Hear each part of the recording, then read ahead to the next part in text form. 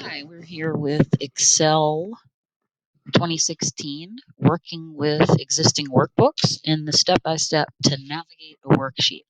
I've opened the O1 Contosa employee info file. I'll place my cursor in the top left corner just so that you know that it's there. And I'm going to press Control and the End button at the same time. That moves me to the last populated cell in the worksheet, cell D7, D27. Pressing Control Home takes me back to that beginning of the worksheet, cell A1. I can click in the name box and type A3, for example, to make A3 the active cell.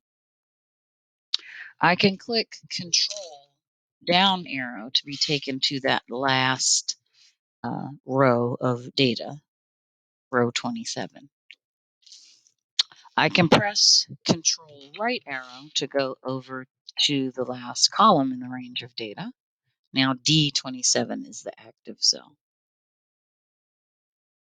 Control down arrow from here will take me all the way to the last possible row in the worksheet display. Control home again will take me back to the beginning. I can also use my vertical scroll bar to the far right hand side to scroll up and down in my data. If you have a mouse wheel, you can use that to scroll. You can also use the go to command. I'm going to click on cell A17. Note that in the name box, A17 appears.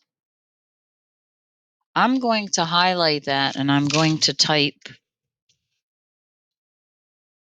MEDASSTS, and then I'm going to press enter.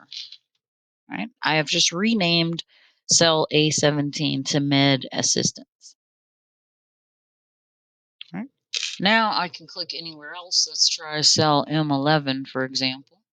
And remember, I can always type it here to be taken to that as the active cell. All right. Now click Find and Select in your home ribbon editing group and click Go To. You get the Go To dialog box. Click Med Assist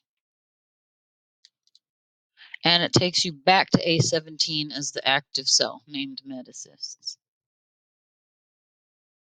All right, let's click Find and Select again and click Go to Special. And let's click Last Cell.